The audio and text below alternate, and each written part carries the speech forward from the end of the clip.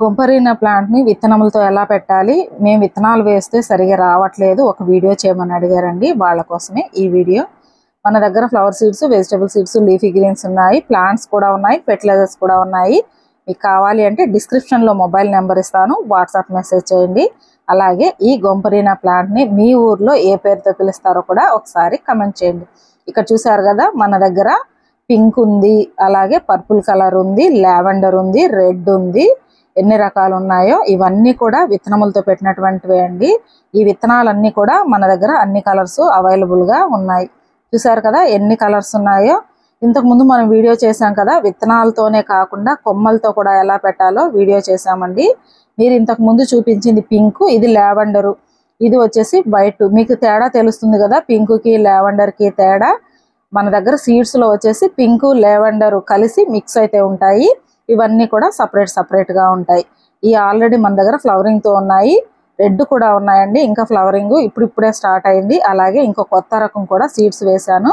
ఇక్కడ చూసారు కదా డార్క్ కలర్లో ఎంత బాగుందో. ఇది ఇప్పుడే మనము ప్లాంటింగ్ అయితే చేసాము. తర్వాత ఇక్కడ ఇప్పుడు విత్తనాలు ఎలా వేసుకోవాలి కరెక్ట్గా 100% జర్మినేషన్ కావాలి అంటే మీరు ఏ కంటైనర్ అయితే తీసుకుంటారో విత్తనాలు వేయడానికి ఆ కంటైనర్కి ఎక్కువగా హోల్స్ ఉండేలాగా చూసుకోండి.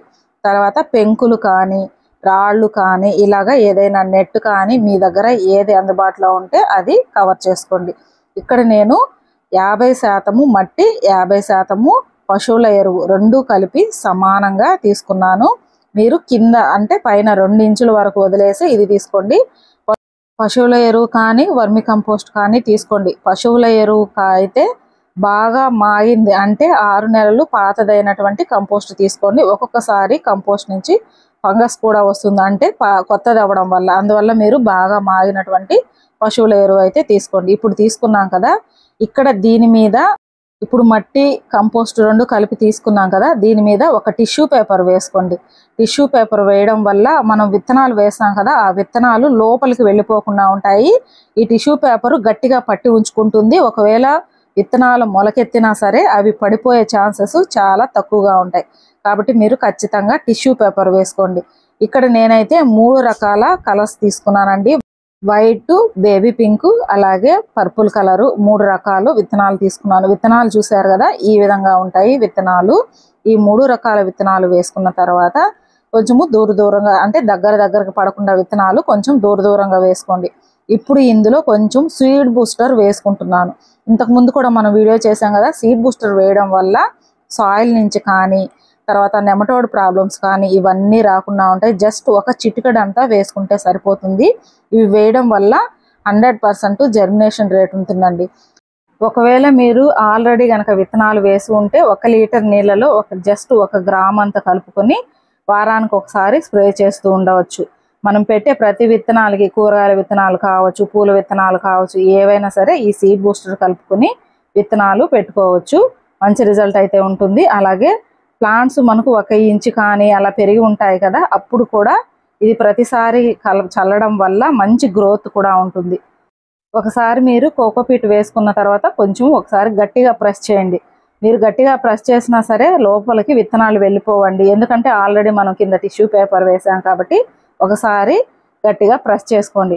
ప్రెస్ చేసిన తర్వాత నీళ్ళు ఇవ్వండి పైన. ఎప్పుడైతే ఫస్ట్ విత్తనాలు వేస్తారో అప్పుడు ఫుల్గా నీళ్ళు చేయండి, అంటే కింద నుంచి డ్రైన్ అవుట్ అయ్యి వెళ్ళిపోయేలాగా బాగా మట్టి మనం వేసినటువంటి విత్తనాలు అవంతా తడిచేలాగా నీళ్లు పోయండి.